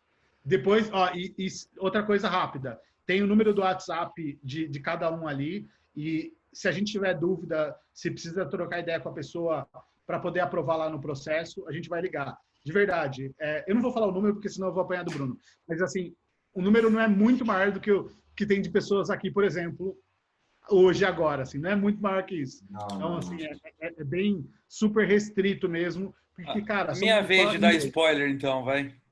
Vão ser de 30 a 50 vagas que a gente está decidindo ainda nos bastidores desse número de participantes. Assim, tem uns nomes que a gente quer trazer de mercado, como a gente falou também, que são mais difíceis e eles dão uma visão que é muito, muito, muito, muito legal para pensar quando você tiver a oportunidade de montar uma equipe, contratar outras pessoas, na hora de montar um recrutamento, na hora que conseguiu fazer o shift, o próximo passo.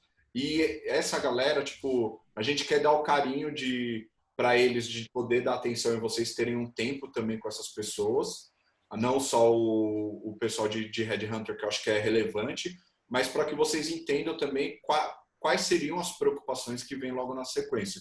Então, eu acho que para isso, a gente realmente precisa dar uma enxugada ali. Mas vamos falar de portfólio, pelo amor de Deus. Chega de spoiler.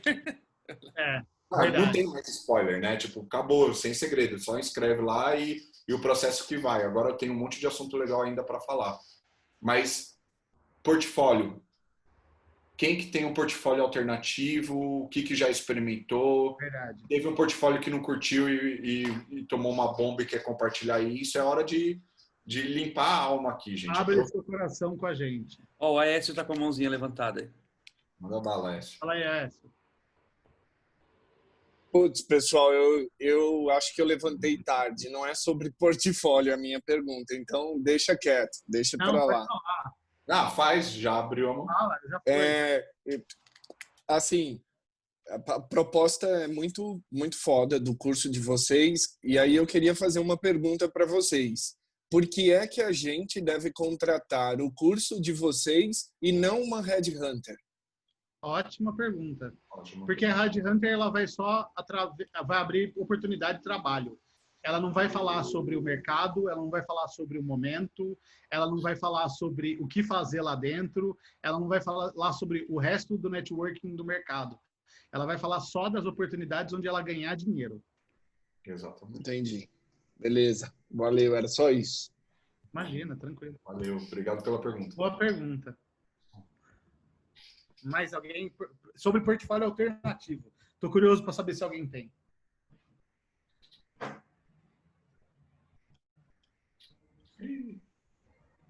CRI.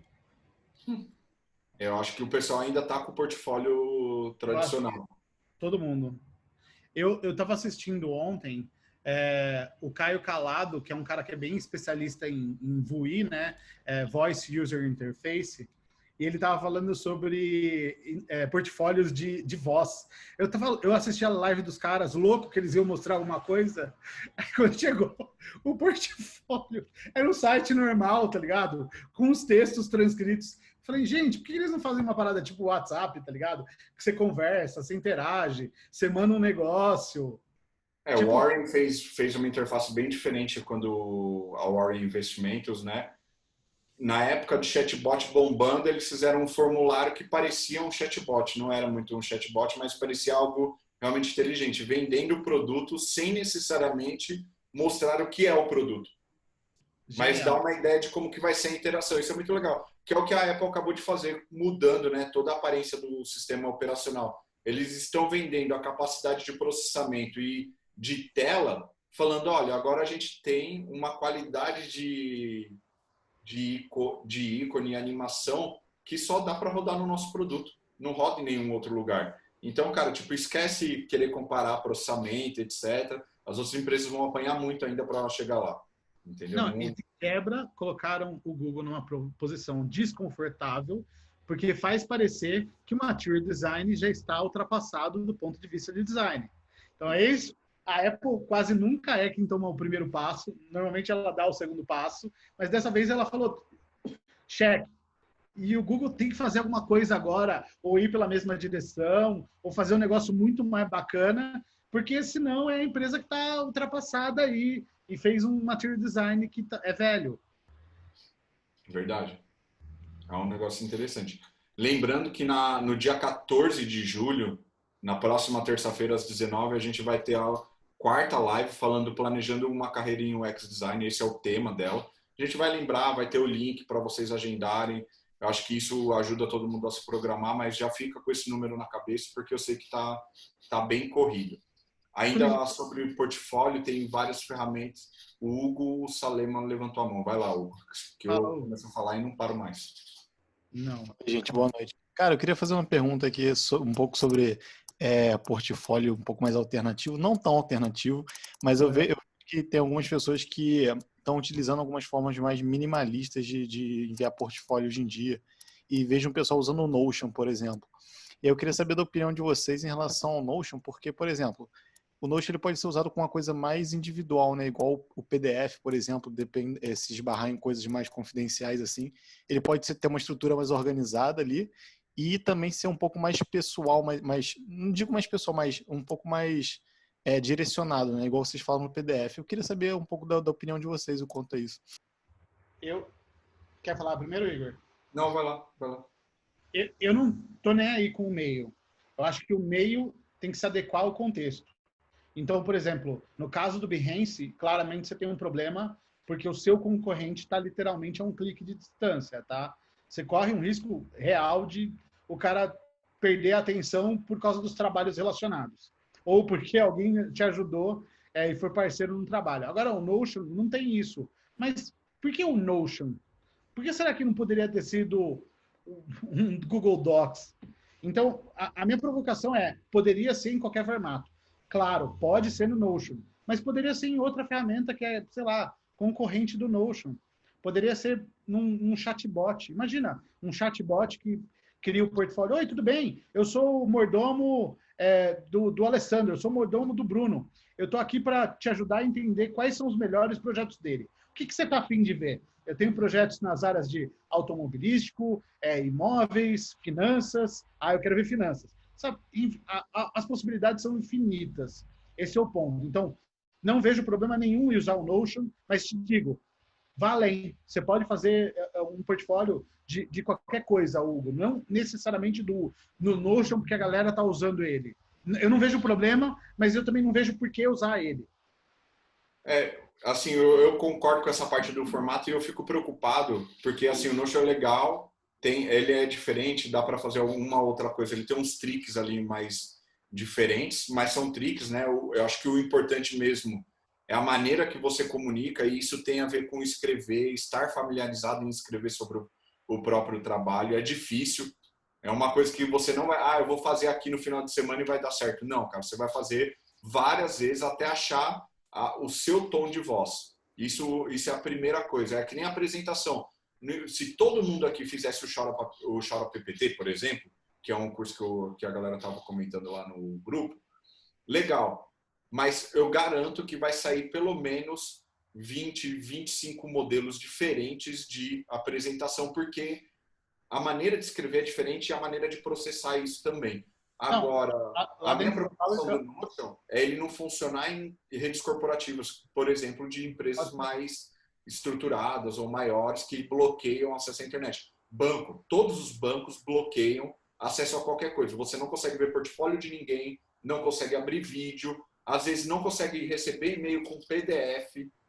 Então, assim, é um processo bem chato, não consegue mandar link do Google Docs, entendeu? Então, percebe que você tem que ter uma versão praticamente para quase cada mercado. Não é aplicável, eu acho que não é produtiva, a não ser que você procure algo muito específico, mas ao mesmo tempo você precisa entender que tem esse risco e é bom alertar, é bom entrar em contato, estar familiarizado, entendeu? Com a vaga, com a pessoa, para poder fazer um contato mais positivo.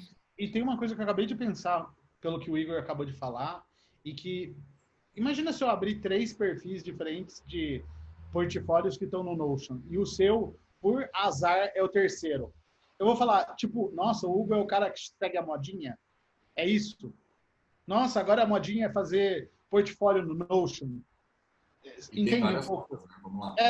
Eu não tenho problema em fazer isso, mas você acabou de se tornar mais um, fazendo do mesmo jeito que todo mundo faz. Você perdeu um diferencial muito grande aí, que foi o formato.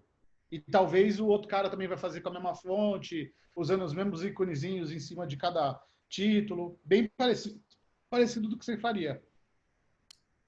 Acho que é o pior disso, né? É a templatização do portfólio, né? Que é um problema também, que nem a gente mostrou aquele Canvas por causa da estrutura do conteúdo, mas hoje, se você abrir o Behance, você vai achar no mínimo uns 100 projetos que tem a mesma estrutura e às vezes o mesmo mockup, que é pior ainda, né? Tipo, pega aquele mockup inclinado ou mockup com o iPhone branquinho, como se fosse um clay do iPhone. Você olha e fala, meu Deus do céu, velho, sério. Já que a gente está quase terminando, eu vou até puxar um gancho aqui com o Gui. Ô Gui, dentro da DASA, quantos designers você contratou? 22. Quantos designers te mandaram um portfólio que te chamou a atenção? Nenhum. Então, esse é o lance, gente. Tipo, por isso que eu até convidei o Gui aqui, porque ele acabou criando uma equipe bem grande lá na DASA. E a grande verdade é que, às vezes, você recebe 100 portfólios e tudo parece mais do mesmo. Dá uma aflição muito grande. Eu posso até abordar um pouco sobre isso, assim.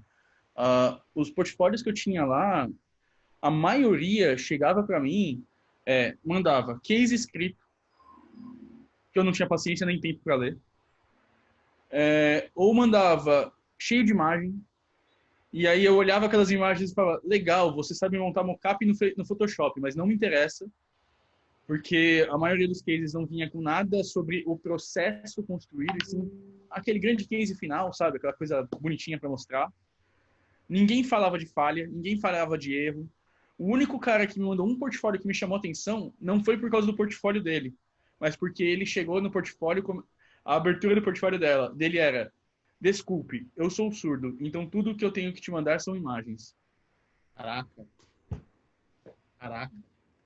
Foi o único portfólio legal que eu recebi, que eu olhei assim, entendi o seu propósito, você está me mandando um portfólio, você está me avisando que você é surdo já embutido nisso, então você é uma pessoa com PCD, né? Já é um PCD ali que eu posso encaixar numa vaga, né? E ainda me desafia a entender o portfólio dele sem escrever nada, porque ele não escreve português.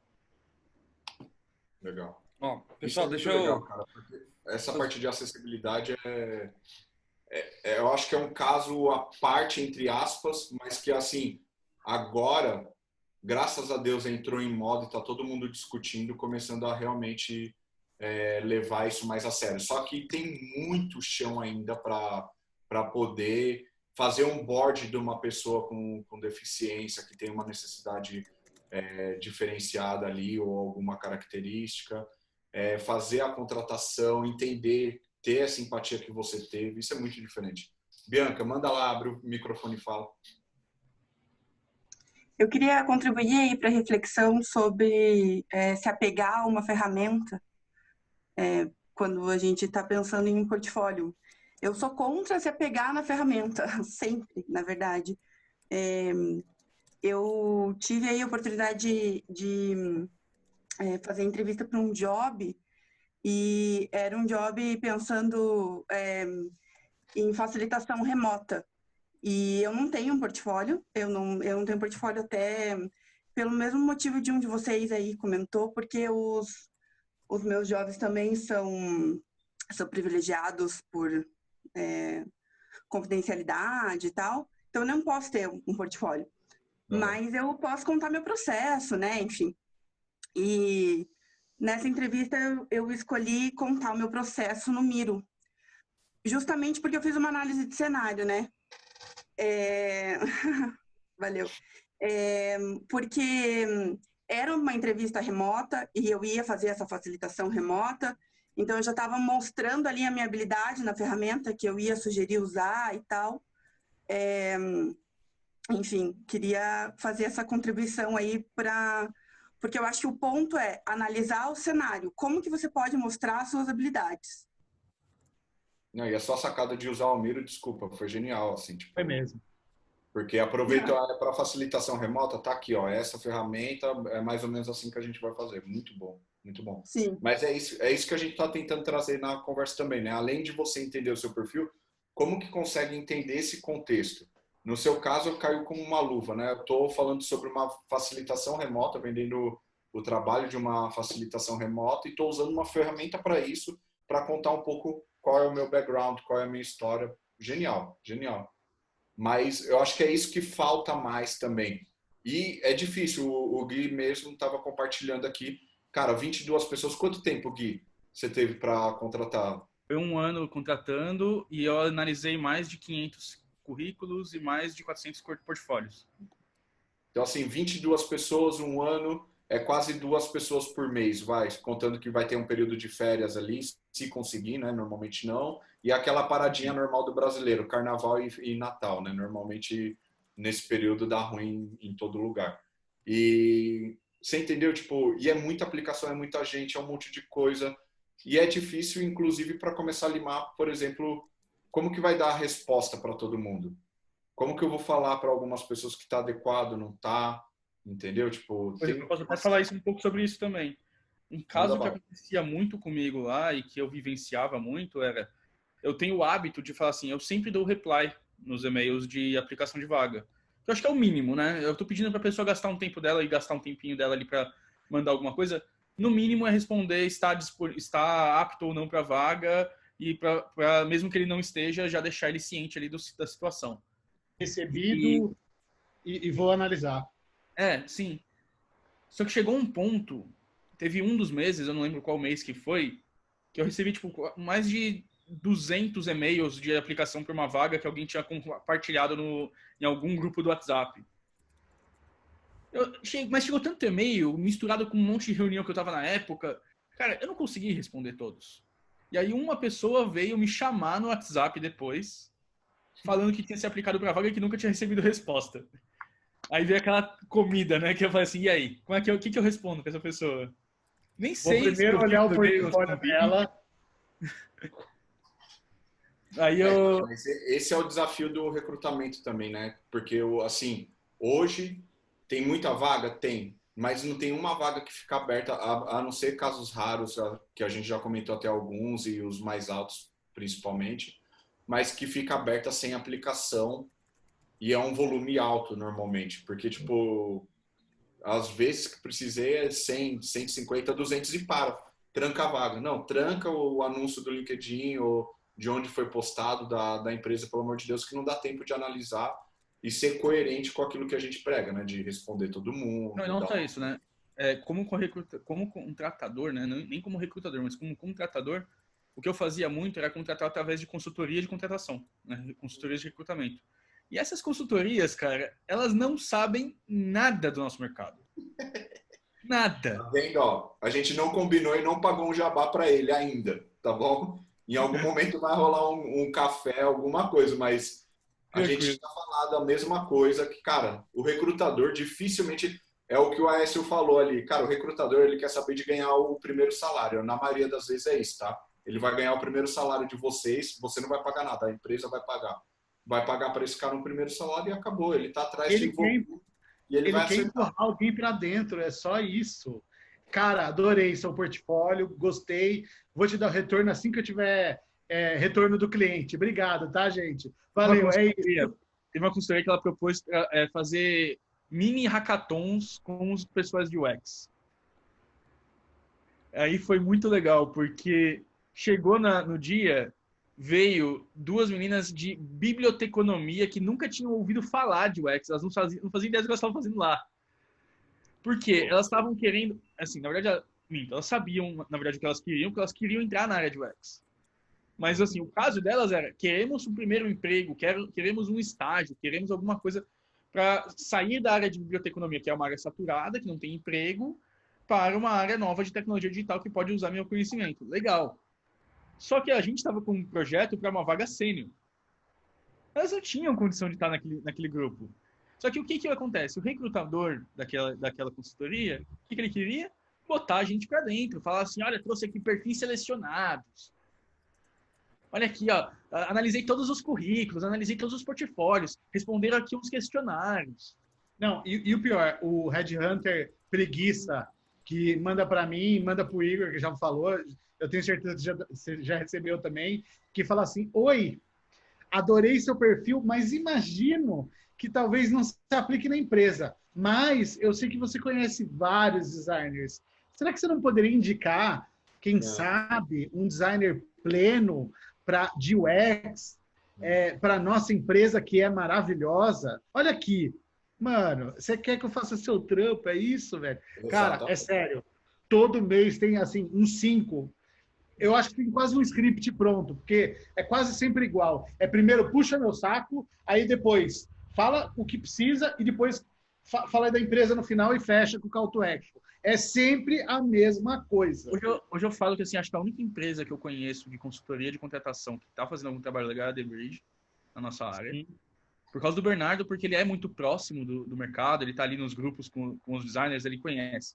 Mas mesmo a The Bridge sendo muito boa, tem recrutador dele que faz merda. Que me colocou, por exemplo, que me candidatou a uma vaga numa empresa. Isso acontece que assim, o volume desses caras e a cobrança é bizarro também. A quantidade de vaga que está em aberto aí, tá todo mundo desesperado para fechar. E do mesmo, aí eu queria dar um outro contexto aqui, que só para quem não ficou claro ainda. Nesse mesmo momento que o Guilherme estava com 22 ao longo de um ano, o Itaú estava contratando 100 e poucos designers. É esse número mesmo, tá? 110, 130 designers. O iFood estava contratando mais uns 30. E aí tinha mais outras 2, 3 empresas aí, Yellow e etc., que estavam em expansão porque tinha acabado de pegar dinheiro pra caramba, contratando mais um monte de gente. Se você somar tudo, é 400 vagas em empresas que precisavam fechar para ontem. Então, olha o frenesi de mercado que a gente está falando e a dificuldade que é em chegar. Por isso é importante de não contar unicamente com o portfólio, mas toda a estrutura. Esse vai ser um papo da semana que vem, que é onde a gente fala um pouco sobre carreira de UX e aí alguns pilares ali para manter o nível da conversa. Queria abrir para uma última pergunta ou comentário também, Guilherme, ficar à vontade, o Richard vai falar, para a gente poder encerrar.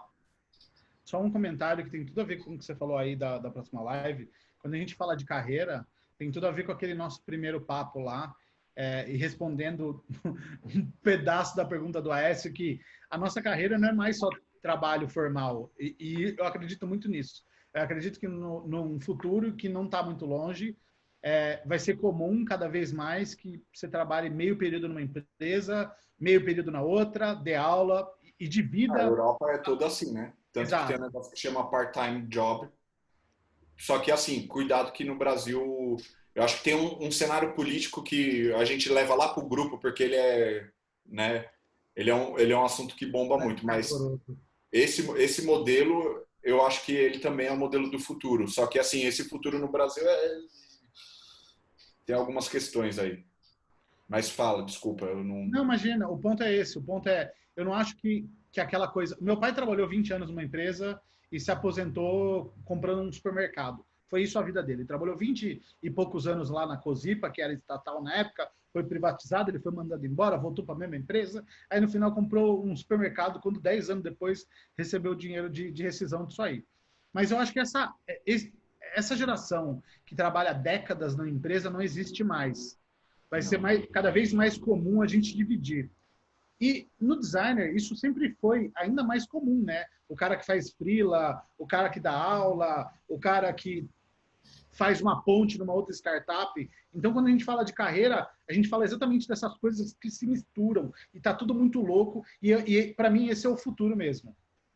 Sim. Eu acho que é muito também, porque pensa assim, a gente tem aquele gráfico das faixas, a gente sempre comenta alguns valores aqui com vocês, até para dar uma referência. A gente sabe que em São Paulo, as regiões do Brasil são bem diferentes, né? Para resumir a conversa. Mas, ao mesmo tempo, aquilo é só emprego formal. A gente não somou mais nada naquela conta. Porque se somar, aí, bicho, aí é do seu objetivo. Ah, cara, eu quero trabalhar 20 horas por dia, bicho, tem opção. Tem opção para isso. Quero trabalhar e receber em dólar morando no Brasil. Tá aí, a TopTal tá contratando loucamente, gente. Para pagar $60 mil por ano, $75 mil por ano. Vai lá.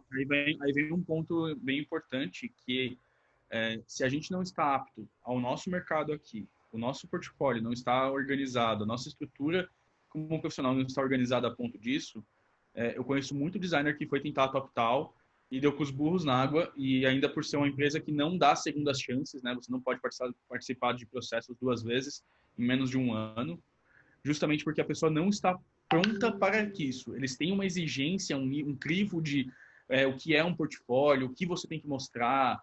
E assim, é impressionante o trabalho que eles fazem para realmente garantir essa qualidade, né? Garantir a qualidade dos profissionais que são indicados para os clientes deles, que é a base deles, né? Ninguém contrata a TopTal para um projeto sem isso, né? Exatamente.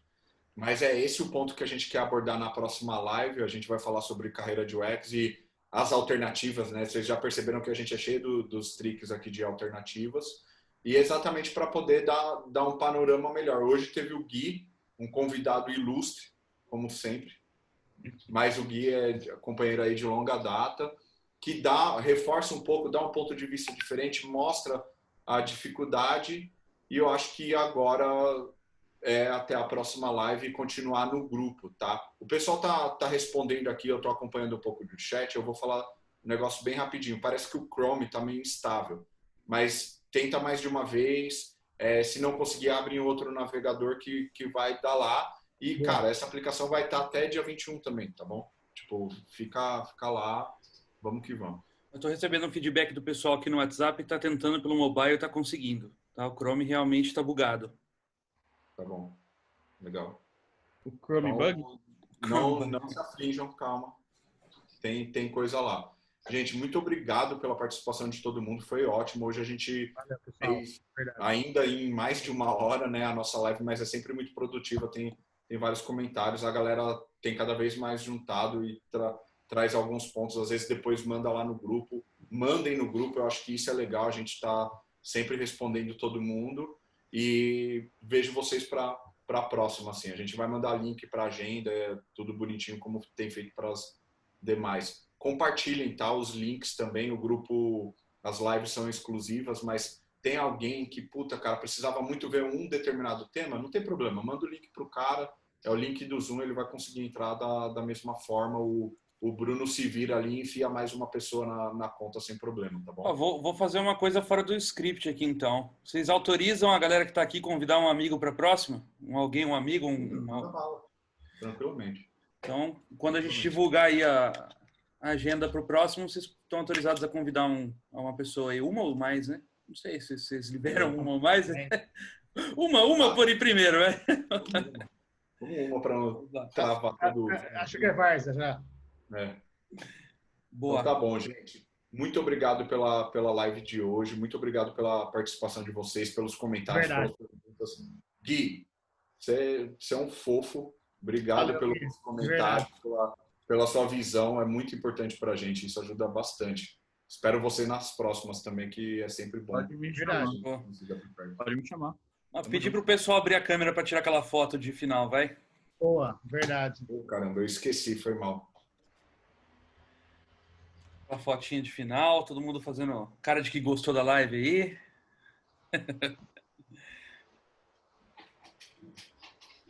A gente podia inventar um símbolo assim, né? Tipo, meio anos 80, né? Tipo, não? Tá bom. Não entrega a sua idade, Igor. Calma. Eu tô me achando 70, gente. Olha essa camisa dele de Californication aí, velho, que ele tá. Cara, quinta-feira da saudade. Vamos ser felizes, aproveitar essa pandemia para usar o que a gente quiser em casa. É que tem gente que tá trabalhando. Valeu, gente. Obrigado. Valeu. Um abraço. Abraço.